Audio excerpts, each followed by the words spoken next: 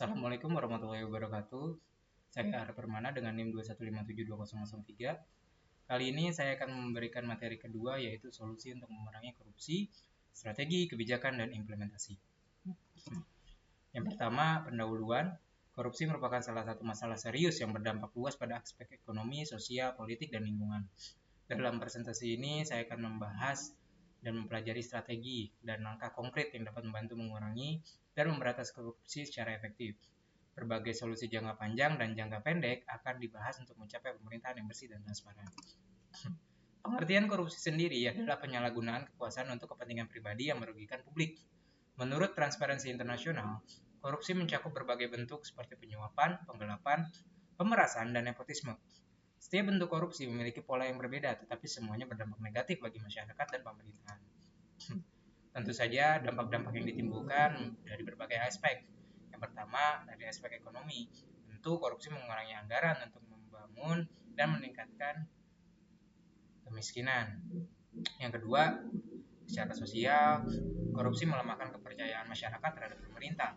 Yang ketiga, tentu lingkungan akan menjadi dampak yang serius, karena korupsi mencakup kerusakan alam akibat aturan-aturan yang diabaikan. Lalu, tentu saja di bidang politik, korupsi pasti merusak institusi hukum dan memperlemah demokrasi.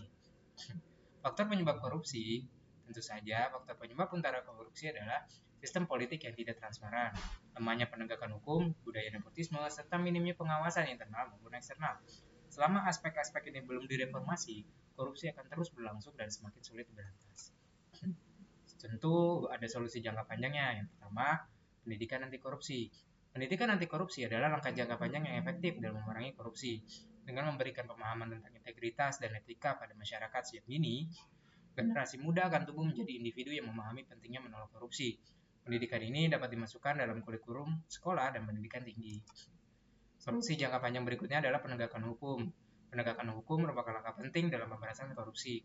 Dengan memperkuat peraturan dan hukuman yang lebih tegas, efek jerah dapat diberikan kepada pelaku korupsi. Pembentukan pengadilan khusus untuk kasus korupsi dan peningkatan pengawasan hukum dapat membantu menekan angka korupsi di berbagai sektor.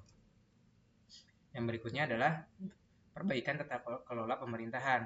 Perbaikan tata kelola pemerintahan dapat dilakukan dengan memperkenalkan sistem e-government yang transparan dan mudah diakses oleh publik. Sistem ini membantu mempercepat layanan publik dan mengurangi peluang terjadinya penyelewengan dana. Selain itu, audit yang dilakukan secara berkala oleh pihak independen dapat menjaga keuangan negara agar dikelola dengan baik dan transparan. Lalu ada solusi jangka pendek. Yang pertama adalah pelaporan publik atau whistleblowing. Masyarakat harus diberi kemudahan untuk melaporkan tindakan korupsi yang mereka ketahui. Melalui sistem pelaporan publik atau whistleblowing, masyarakat dapat menginformasikan pelanggaran yang mereka saksikan tanpa takut adanya ancaman atau tekanan. Sistem ini penting untuk mendeteksi dan menindak korupsi lebih awal, terutama di level akar rumput. Lalu jangka pendek berikutnya adalah reformasi birokrasi. Reformasi birokrasi tentu dapat membantu mencegah praktik korupsi di kalangan berbagai pegawai pemerintahan. Pembatasan wewenang dan pemberian tanggung jawab yang lebih jelas pada setiap level pemerintahan dapat mengurangi kesempatan untuk melakukan korupsi. Selain itu, rotasi jabatan secara berkala dapat mencegah terbentuknya jaringan korupsi yang mengakar. Lalu berikutnya ada pemberdayaan masyarakat. Pemberdayaan masyarakat adalah langkah penting untuk menciptakan pengawasan yang efektif. Dengan melibatkan masyarakat dalam pengawasan dan penggunaan dana publik, transparansi akan meningkat.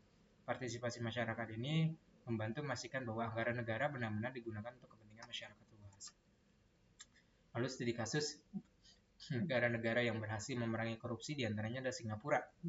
Singapura berhasil menekan angka korupsi dengan menerapkan pendekatan yang tegas dan disiplin. Pemerintah Singapura tidak segan memberikan hukuman berat bagi pelaku korupsi, baik dari kalangan pejabat maupun kalangan masyarakat biasa. Selain itu, budaya kerja yang mengutamakan integritas membuat individu di Singapura enggan melakukan korupsi. Berikutnya ada dua negara Eropa yaitu Denmark dan Swedia. Adalah contoh negara dengan tingkat korupsi yang sangat rendah. Kedua negara ini berhasil memerangi korupsi dan meningkatkan transparansi dan kepercayaan publik. Pemerintah menyediakan akses informasi yang terbuka dan melibatkan masyarakat dalam proses pengambilan keputusan. Hal ini membuat peluang korupsi menjadi lebih kecil dan tingkat kepercayaan masyarakat tetap terjaga. Tentu dalam memerangi korupsi kita butuh teknologi, apalagi di zaman sekarang. Yang pertama ada blockchain. Blockchain merupakan teknologi yang dapat membantu menciptakan transparansi dalam transaksi, khususnya pada proses pengadaan barang dan jasa. Lalu ada e-government yang memungkinkan proses pemerintahan menjadi transparan dan efisien, sehingga publik dapat lebih mudah mengakses informasi terkait kinerja pemerintah. Kedua teknologi ini berpotensi besar dalam mengurangi korupsi. Lalu tentunya ada kecerdasan buatan atau artificial intelligence dan big data yang memberikan peluang untuk mendeteksi pola-pola yang mencurigakan dalam transaksi keuangan dan anggaran publik. Dengan analisis data ini, indikasi korupsi dapat diidentifikasi lebih dini.